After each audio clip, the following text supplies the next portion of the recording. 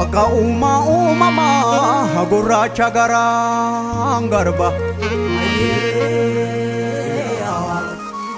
Ukicha maqaan dhibbaa halee moroo bataliila Yaa'ii malee waa murtee si waan mannunuu dhufte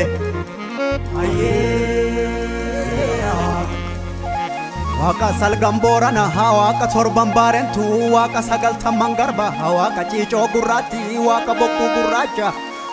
Waaqa gadaa shanani waaqa haroo walaabu waaqa uumaa Oromoo gurraacha gannaa baane booqa birraanoo kalchi Daraare sanyiin keenya firiibilee kennuu galchi Gadaa roobaa nagaya barri quufaa gabbi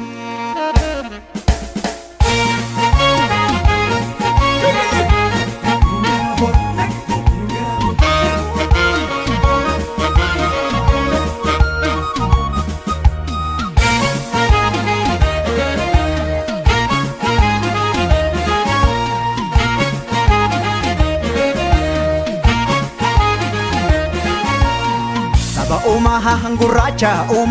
gurraacha uumamnis gurraacha Reessi yoo birraan dhufu galanii rabbiif gumaacha Badheessi kan tulluutti bahanii birraan gara malkaa Dhugaan ilma rabbiiti kadhadhu eebbisiisa harka'e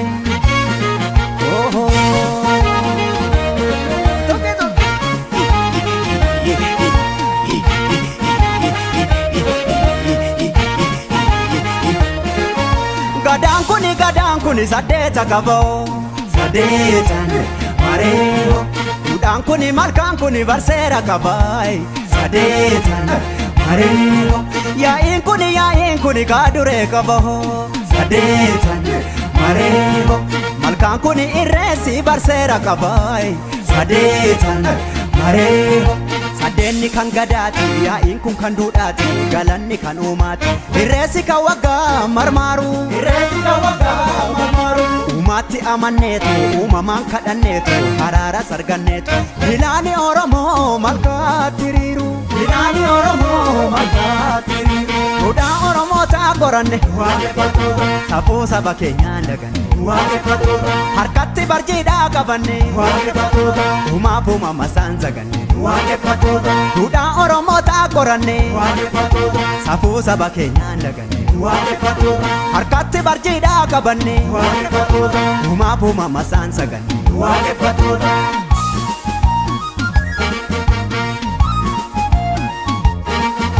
Beelaa fi hongeetu cokkoo dhagala Gadaa fi jifuun keenya nu okkala Kan biqilee daraaree firii godhata Kan maseene ulfaa'ee tilmoo argata Odubbu waggaanii dharraadha ayyaana Odubbe waggaanii sissinniidha ayyaana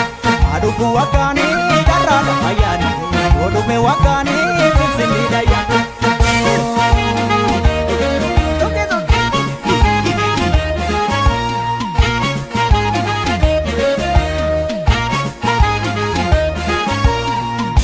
Umaha gurraacha gurraacha uumamnis gurraacha Reessi yoo birraan dhufu galanii rabbiif gumaacha Badheessi kan tulluutti bahanii birraan gara malkaa Dhugaan ilma rabbiiti kadhadhu eebbisiisa harka'e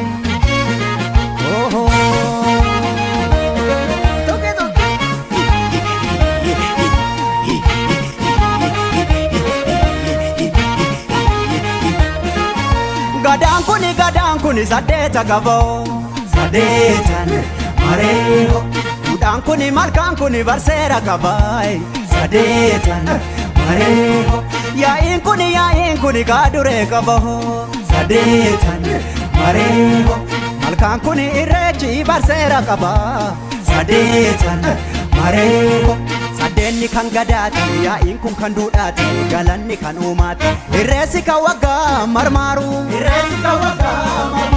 uumaatti amanneetu uumamaan kadhanneetu haraaras arganneetu ilaani Oromoo malkaatti hiriiru duudhaa Oromoo ta'a qoranne safuu saba keenyaan daganne harkatti barjiidhaa qabanne uumaaf uumama isaan saganne duudhaa Oromoo ta'a qoranne safuu saba keenyaan daganne harkatti barjiidhaa qabanne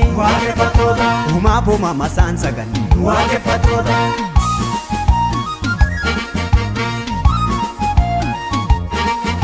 Beelaa fi hongeetu cokkoo dhagala gadaa fi jifuun keenya nu okkala kan biqilee daraaree firii godhata